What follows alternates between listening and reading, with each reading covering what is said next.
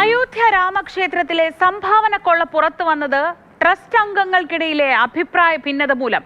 ചമ്പത് റായ്, അനിൽ മിശ്ര എന്നിവരുമായി ഗോപാൽ റായിക്ക് അഭിപ്രായ വ്യത്യാസമുണ്ടായിരുന്നുവെന്ന് ട്രസ്റ്റ് അംഗങ്ങൾ പറയുന്നു. അനുയായികൾ നടത്തിയ മോഷണത്തിൽ നേതാക്കൾ പരസ്പരം പഴി ചാരിയിരുന്നതായും ട്രസ്റ്റ് വൃത്തങ്ങൾ.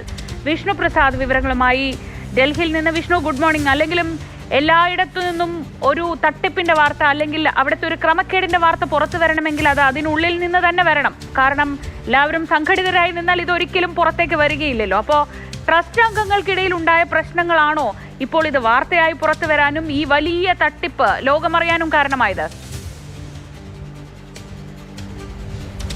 Sreeja, good morning. ശ്രീജ സൂചിപ്പിച്ചതുപോലെ തന്നെ ഉള്ളിൽ നിന്ന് തന്നെയാണ് ഇതെല്ലാം ചോരുന്നത് പലപ്പോഴും. പക്ഷേ ഇത്തവണ എന്തായാലും ദേശീയ ശ്രദ്ധയിലേക്ക് വാർത്ത വരുന്നത് 7-ാം തീയതി ഉത്തർപ്രദേശിലെ സമാജ്വാദി പാർട്ടിയുടെ അധ്യക്ഷനായിട്ടുള്ള അഖിലേഷ് യാദവ് ഇട്ട ഒരു സമൂഹ മാധ്യമ പോസ്റ്റിലൂടെയാണ്. അയോധ്യയിലെ രാമക്ഷേത്രത്തിൽ നടന്ന കൊള്ള എന്തായാലും ദേശീയ ശ്രദ്ധയിലേക്ക് എത്തിയിട്ടുണ്ടായിരുന്നത്. പക്ഷേ ഇത് സംബന്ധിച്ച വിവരങ്ങൾ നേരത്തെ തന്നെ ഈ ട്രസ്റ്റുമായി ബന്ധപ്പെട്ട കേന്ദ്രങ്ങളിൽ നിന്ന് ചോർന്നിരുന്നു എന്ന് തന്നെയാണ് ഇപ്പോൾ വ്യക്തമാകുന്നത്. അതായത് ചമ്പത് റായി ആയിരുന്നു ഈ അയോധ്യ രാമക്ഷേത്ര ട്രസ്റ്റിന്റെ ജനറൽ സെക്രട്ടറി. പക്ഷെ പിന്നീട് RSSന് വളരെ താല്പര്യമുള്ള ഗോപാൽ റായി അദ്ദേഹത്തിന് തത്തുല്യമായ അധികാരങ്ങൾ നൽകിക്കൊണ്ട് അവിടെ നിയോഗിക്കുന്നു. തുടർന്ന് അയോധ്യയിൽ നിന്നുള്ള പ്രാദേശിക നേതാവ് കൂടിയായിട്ടുള്ള അനിൽ മിശ്രയ്ക്ക് അവിടെ നിയമനം നൽകുന്നു. ട്രസ്റ്റിലെ കാര്യപ്പെട്ട ഒരു പദവി നൽകുന്നു. അദ്ദേഹം ചില അനുയായികളെ അവിടെ ഈ പണത്തിന്റെ ഇടപാടുമായി ബന്ധപ്പെട്ടുള്ള നിയമനം നടത്തുന്നു. ഇവരുടെ എല്ലാം ആശ്രിത നിയമനത്തിൽ കയറി കൂടിയവരാണ് ഇവിടെ കൊള്ള നടത്തിയിരുന്നത്. ഈ കൊള്ളയെക്കുറിച്ചുള്ള വിവരങ്ങൾ 3 നേതാക്കൾക്കും പരസ്പരം അറിയാവുമായിരുന്നു.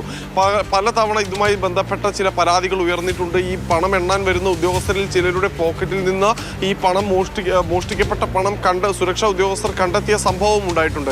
പക്ഷേ ഇതിലെല്ലാം തന്നെ നേതാക്കൾ പരസ്പരം പഴിചാരുകയാണ് ചെയ്തത്. അതായത് താൻ കൊണ്ടുവന്ന ആളല്ല മോഷണം നടത്തിയത് എന്നും മറ്റ് നേതാക്കൾ കൊണ്ടുവന്ന ആളുകളാണ് മോഷണം നടത്തിയത് എന്നുമുള്ള നിലയിലേക്ക് പലതവണ വിമർശനങ്ങൾ ഉയർന്നിരുന്നു, പലതവണ ആരോപണങ്ങൾ ഉയർന്നിരുന്നു. പക്ഷെ അന്നെല്ലാം അത് ഒറ്റക്കെട്ടായി മൂടി വെക്കാൻ ട്രസ്റ്റിന് സാധിക്കുകയും ചെയ്തിരുന്നു. പക്ഷേ അതിനുശേഷമാണ് ഇത്തരത്തിൽ ഈ ഒരു വിവരം പുറത്തേക്ക്, അതായത് പ്രതിപക്ഷ പാർട്ടികളിലേക്ക് ഈ വിവരം എത്തിയതോടു കൂടിയാണ് അഖിലേഷ് യാദവ് ഇതുമായി ബന്ധപ്പെട്ട ഒരു സമൂഹ മാധ്യമ പോസ്റ്റ് ഇട്ടത്. അത് മാത്രവുമല്ല, ഈ ക്രമക്കേടുമായി ബന്ധപ്പെട്ടുകൊണ്ട് ഹിന്ദു മതവിശ്വാസികളായിട്ടുള്ള അല്ലെങ്കിൽ പുരോഹിതന്മാരായിട്ടുള്ള ചില അഖാഡകൾ ഇതിനെ സംബന്ധിച്ച ചില സംശയങ്ങൾ ഉയർത്തുകയും ചെയ്തിരുന്നു. ഇതോടുകൂടിയാണ് വലിയ രീതിയിൽ അയോധ്യയിൽ നടന്ന തട്ടിപ്പിനെ കുറിച്ചുള്ള വിവരങ്ങൾ പുറത്തു വരുന്നതും അത് ദേശീയ ശ്രദ്ധ ആകർഷിക്കുകയും ചെയ്യുന്നത്. എന്തായാലും ഇപ്പോൾ ഈ കേസുമായി ബന്ധപ്പെട്ട് ജയിലിൽ കഴിയുന്ന പ്രതികളെ അന്വേഷണ സംഘം ചോദ്യം ചെയ്തു വരികയാണ്. കഴിഞ്ഞ ദിവസമാണ് കോടതിയിൽ നിന്ന് അതിനുള്ള അനുമതി ഇവർക്ക് എത്തിയത്. ജയിലിലെത്തിയാണ് ഇപ്പോൾ അന്വേഷണ സംഘം ഇവരെ ചോദ്യം ചെയ്തു വരുന്നത്. പക്ഷേ തട്ടിപ്പിന്റെ കൂടുതൽ വിശദാംശങ്ങളും വരും മണിക്കൂറുകളിലോ അല്ലെങ്കിൽ വരും ദിവസങ്ങളിലോ പുറത്തു വരുമെന്നത് ഇപ്പോൾ വ്യക്തമാവുകയാണ്. കാരണം